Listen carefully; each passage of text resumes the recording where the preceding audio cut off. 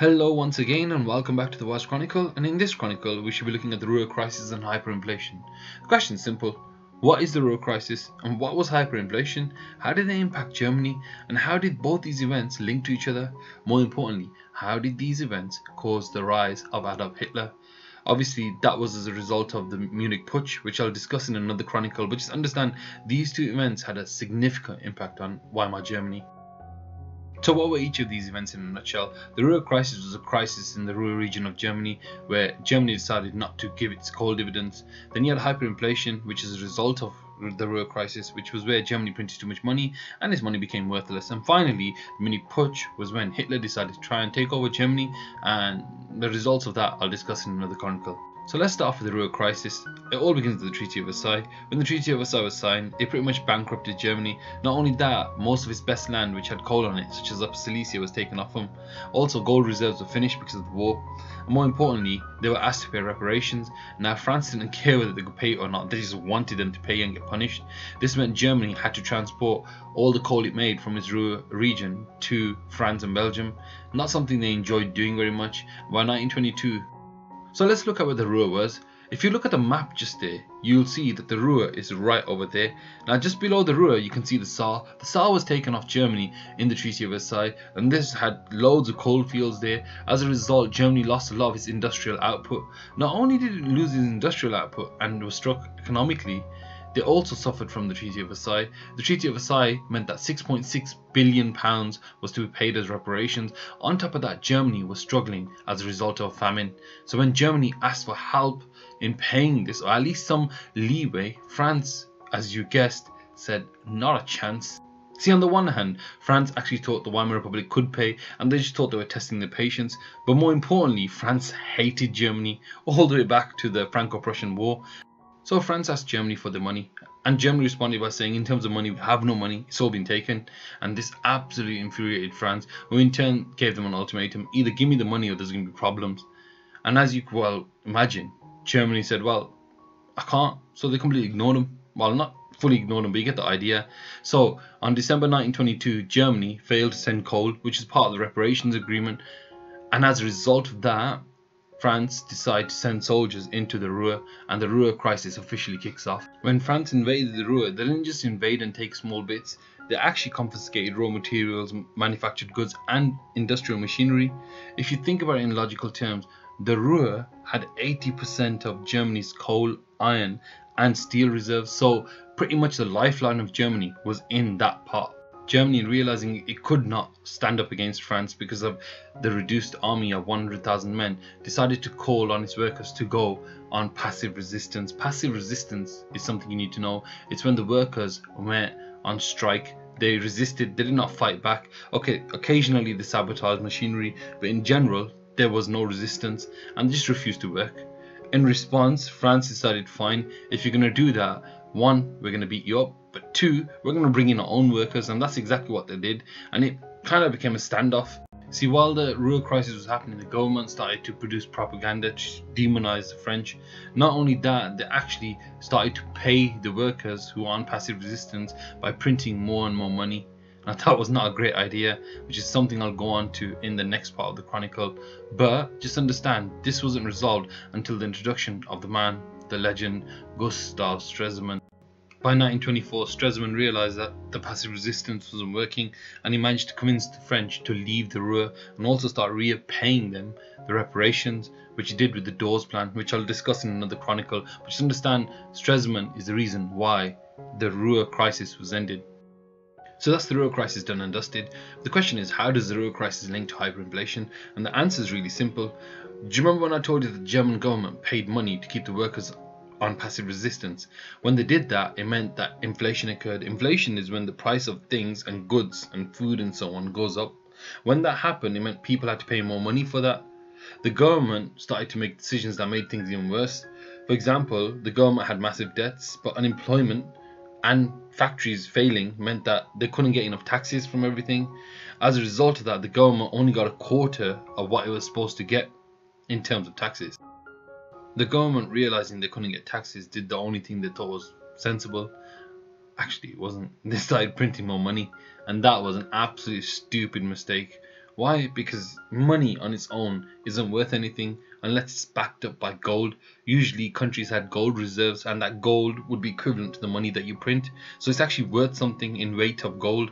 Now, obviously that eventually stopped, and today is not the case, but at the time it was. So when Germany started printing money here and there, it caused massive problems. By 1923, Germany and the government itself had 2,000 printing shops and over 300 paper mills that were printing banknotes repeatedly over and over again, and eventually this caused a crisis known as hyperinflation. So initially, the printing of more money meant that Germany could pay back its reparations. It was absolutely fantastic. But as time went on, printing money meant inflation increased, so the price of goods increased.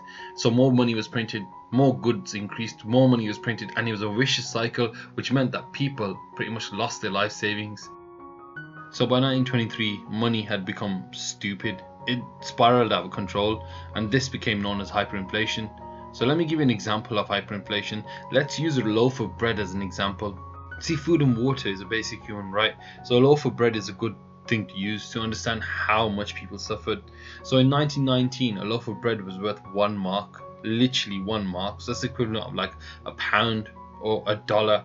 Now, by 1922, that went up to 100 marks. Okay, that's not bad, but imagine spending 100 quid on a loaf of bread.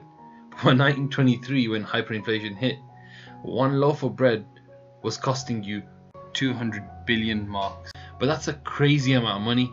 It was so much that people were actually carrying money in wheelbarrows just to go and buy a loaf of bread, which is crazy, but true.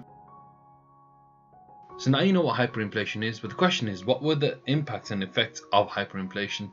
So as hyperinflation took its grip on Germany, the Weimar Republic decided to carry on printing more money. Obviously this couldn't keep up with the inflation, and as a result money became completely worthless. But it didn't just stop there. People actually got baskets and wheelbarrows full of money just to buy simple things like milk and bread. Moreover, people actually put money on letters because stamps were worthless, that money would be worth more. When you were getting paid as a worker, people would actually get paid twice a day. So in the morning you'd get paid. When you got paid, you'd go out and buy something, whatever you needed, because by the afternoon that money might not be keeping up with inflation, so it actually cost more. So this caused a massive problem in Germany. Another impact of hyperinflation was the increase in crime. Obviously people couldn't afford to buy the food, and as a result turned to stealing shops, just breaking in and taking what they needed because they had no other choice. Obviously I'm not condoning criminality, but what other choice did they have? Another impact of hyperinflation was that people suffered from shortages. Obviously, you know that importing food has its benefits, such as the fact that it's cheaper, you can get more variety, it's quicker, and so on and so forth. However, in the Weimar Republic, that was not the case. See, as the German mark became worthless, the importing of goods cost more money. So let me give you a concrete example. So in 1918, if you bought £1 worth of foreign goods, it cost you about 20 marks. But by November 1923, buying £1 of foreign goods cost you 20 billion marks. Eventually, due to the weakness of the mark, foreign suppliers just said enough's enough, we're not supplying you with any more food. As a result, this led to starvation, mass starvation. A further impact of hyperinflation would have to be the impact it had on the middle class. It pretty much decimated the middle class. Not only that, people in general lost their savings. Now you're talking people who had money in their bank accounts, it was gone. People who had life insurance policies or any insurance policy, it wouldn't pay out. And finally, any pension you had pretty much vanished in an instant.